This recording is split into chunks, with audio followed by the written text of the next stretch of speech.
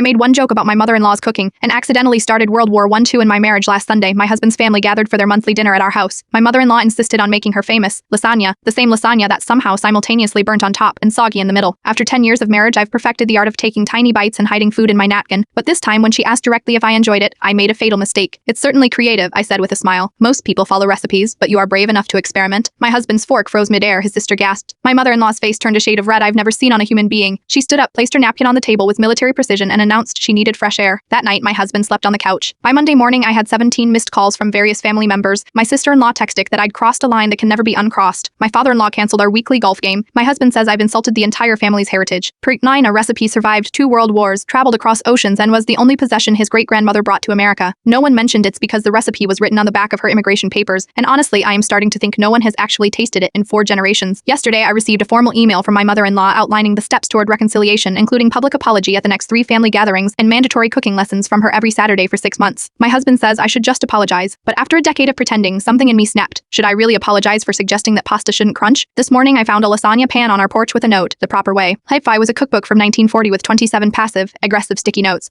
My friends say I should stand my ground. My husband says family peace is worth any sacrifice. But all I can think is, am I really going to spend the rest of my life pretending that burnt pasta is a cultural treasure? I never knew marriage came with its own Cold War, and I definitely never knew it would be over lasagna.